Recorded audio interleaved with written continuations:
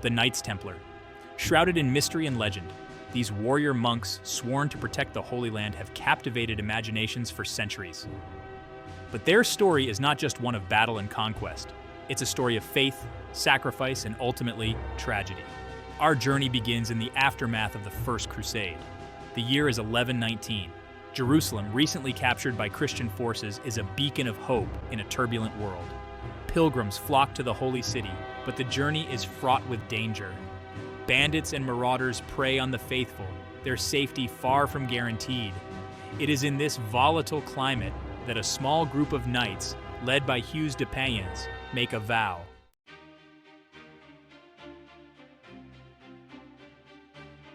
Word of the Templars' piety and bravery spreads. Bernard of Clairvaux, a prominent church leader, becomes their champion. He recognizes the potential of these warrior monks, seeing them as a new breed of holy warrior. With his support, the Templars gain official recognition from the Pope in 1129. This papal blessing proves pivotal.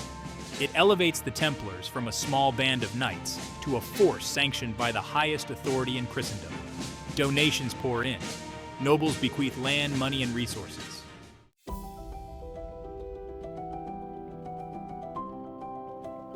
As the 12th century progresses, the Templars' influence expands dramatically. Donations from monarchs and nobles fuel their growth, allowing them to establish a network of commanderies across Europe. These commanderies, more than just fortresses, serve as vital economic and administrative centers. They manage the order's growing wealth, acquired through land ownership and shrewd investments. But the Templars' true purpose lies eastward, in the Holy Land. Here, they construct formidable castles, strategically placed along pilgrim routes. These fortresses, built to withstand lengthy sieges, become symbols of the Templars' commitment to protecting the faithful. Crac des Chevaliers, perched high on a Syrian hilltop, exemplifies their architectural prowess.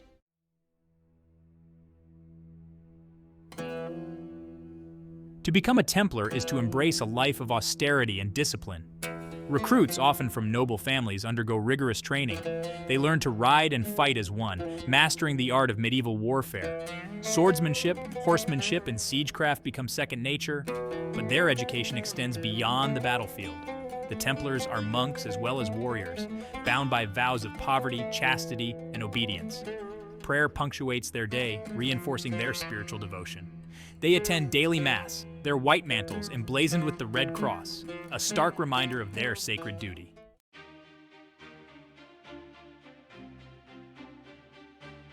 Word of the Templars' bravery spreads throughout Christendom.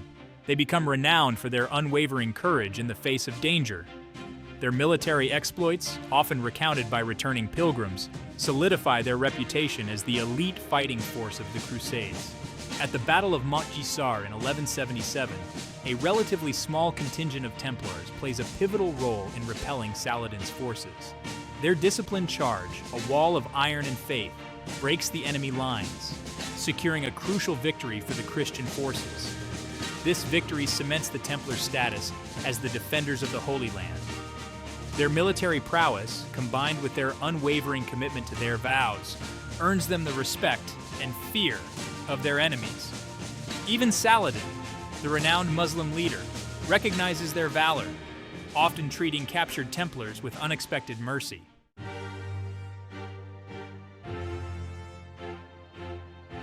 The year 1144. News reaches Europe of a shocking defeat. Edessa, a Christian stronghold in the Holy Land, has fallen to the forces of Zengi, a powerful Turkish atabeg. The loss of this city, a vital buffer state protecting the Crusader kingdoms, sends shockwaves through Christendom.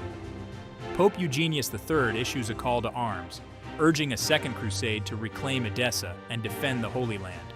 Across Europe, men answer the call, driven by religious fervor and a desire to protect their brethren in the East. Among them, the Knights Templar, their reputation for courage and martial prowess preceding them. They are no longer a fledgling order, but a seasoned force, ready to face the challenges ahead.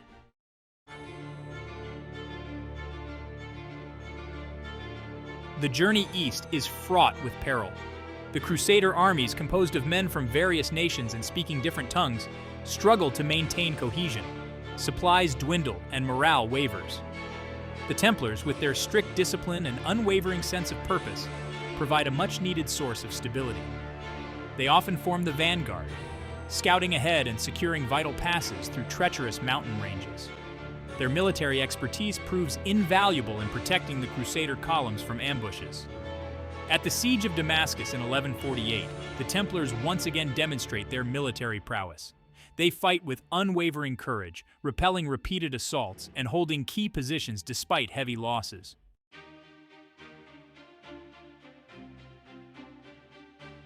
Despite the setback at Damascus, the Templars remain a vital force in the Holy Land. In 1153, they play a pivotal role in the capture of Ascalon, one of the last Fatimid Egyptian strongholds on the Palestinian coast. During the siege, a small group of Templars, led by the Master of the Order, Bernard de Tremolay, launch a daring attack. They breach the city walls and fight their way to the city gate, opening it for the Crusader army to storm through. The capture of Ascalon is a significant victory, removing a strategic threat to the Kingdom of Jerusalem. However, the victory comes at a heavy price. Bernard de Tremolay, the courageous leader of the assault, falls in battle, a martyr for the Crusader cause. His death serves as a reminder of the high cost of the conflict and the unwavering dedication of the Templar Knights.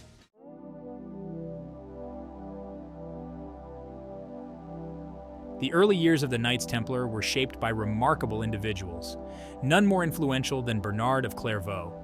This French abbot, a man of deep faith and sharp intellect, became a staunch advocate for the Templar cause. He saw in these warrior monks a unique opportunity to serve God in Christendom. Bernard believed that the Templars represented a new kind of chivalry, one that combined martial prowess with spiritual devotion. He penned a stirring treatise in praise of the new knighthood, extolling their virtues and urging support for their mission. His eloquence and passion resonated throughout Europe. Through his sermons and writings, Bernard helped to elevate the Templars from a band of soldiers to a divinely sanctioned order.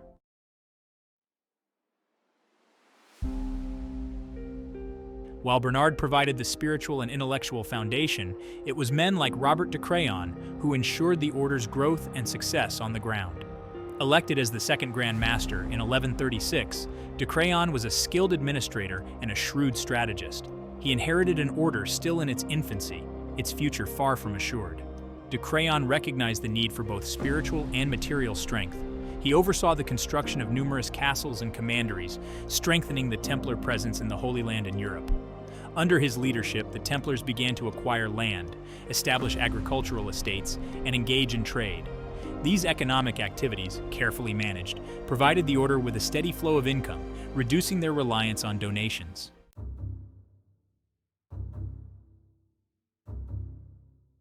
The Knights Templar embodied a paradox. They were both monks and warriors, bound by vows of poverty, chastity, and obedience, yet trained to fight and kill. This duality, enshrined in their rule, shaped every aspect of their lives. Their daily routines were a blend of spiritual practice and military discipline. They rose before dawn for prayers, attended Mass regularly, and devoted time to religious contemplation. Their white mantles, a symbol of purity, served as a constant reminder of their vows and their sacred duty. Yet these same men, clad in mail and armed with sword and lance, were also fierce warriors, fearless in battle. Their discipline and martial prowess made them formidable opponents on the battlefield, feared and respected by their enemies.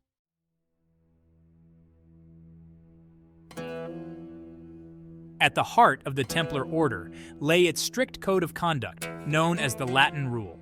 This document, meticulously detailed, governed every aspect of a Templar's life, from their conduct on the battlefield to their behavior at the dinner table. The rule emphasized discipline, humility, and self-sacrifice. Templars were forbidden from gambling, hunting for sport, and even swearing. They were to eat their meals in silence, their minds focused on prayer and reflection. Their clothing was simple and unadorned, a stark contrast to the flamboyant attire of many noblemen of the era. This austerity served a purpose. It fostered a sense of equality and brotherhood among the knights. The rule also emphasized the importance of obedience and loyalty to the order and its leaders.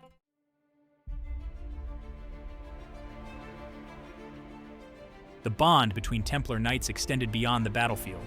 They lived, trained, and fought together, forging deep friendships that transcended social barriers. The rule forbade any distinction of rank among the knights, emphasizing their shared purpose and their equality in the eyes of God.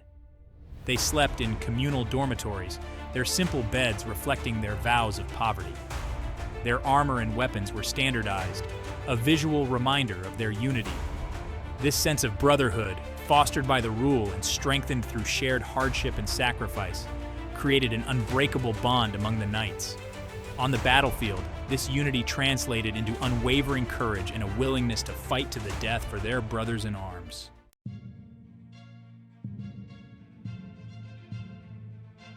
The Templar Code, while designed to cultivate piety and discipline, could also be unforgiving. Transgressions, even minor infractions, were met with swift and often harsh punishment. A knight found guilty of lying or stealing could face expulsion from the order, a fate worse than death for many. The pressure to live up to the order's ideals weighed heavily on the knights. They were constantly reminded of their sacred duty and the need to remain above reproach. The Latin rule served as a constant guide, but also as a heavy burden. Some knights, unable to bear the weight of their vows, chose to leave the order. Others struggled to reconcile the brutal realities of warfare with their religious beliefs.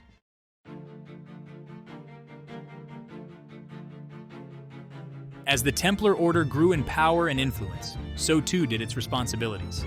The knights, initially tasked with protecting pilgrims on their journey to the Holy Land, soon found themselves confronted with a new challenge: the safekeeping of pilgrims' valuables. Traveling with large sums of money was dangerous, leaving pilgrims vulnerable to bandits and thieves.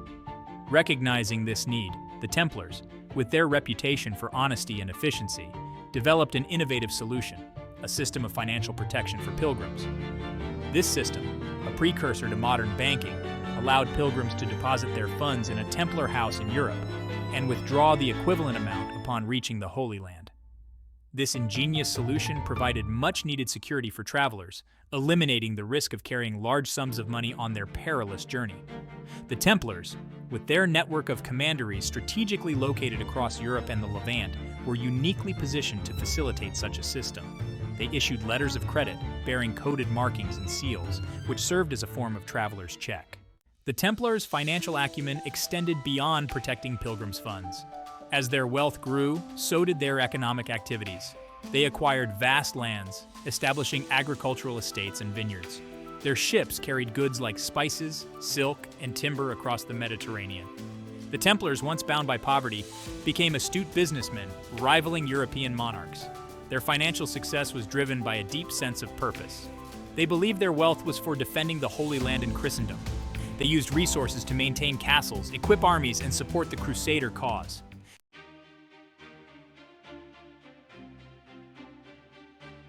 By the late 12th century, the Knights Templar had risen from humble beginnings to become one of the most powerful and influential organizations in the medieval world. Their unwavering commitment to protecting pilgrims and defending the Holy Land had earned them respect, admiration, and even fear. Their military prowess, honed on countless battlefields, was legendary. Their white mantles and red crosses striking terror into the hearts of their enemies. But their legacy extends far beyond the battlefield. The Templars were pioneers in many ways. Their innovative banking system revolutionized financial transactions, providing a secure and efficient way for pilgrims and merchants to move money across long distances. Their strict code of conduct, while demanding, set a high moral standard and fostered a strong sense of brotherhood among the knights. Their architectural achievements, embodied in their imposing castles and fortifications, stand as testaments to their engineering skill and organizational prowess. The Templar legacy is a complex and multifaceted one, marked by both triumphs and tragedies, innovations and contradictions. The Knights Templar met a tragic end in the early 14th century. Their order disbanded under suspicion and false accusations. But their story continues to resonate through the ages. Their symbols, rituals, and beliefs have inspired countless works of art, literature, and film. Their name has become synonymous with mystery, intrigue, and the allure of the unknown. Some see them as noble warriors fighting for a just cause, while others view them as a symbol of religious fanaticism and power's corruption. Their legacy is a reminder of the enduring power of faith and the importance of defending one's beliefs. The Knights Templar remain an enigma, a cautionary tale of the rise and fall of a powerful order.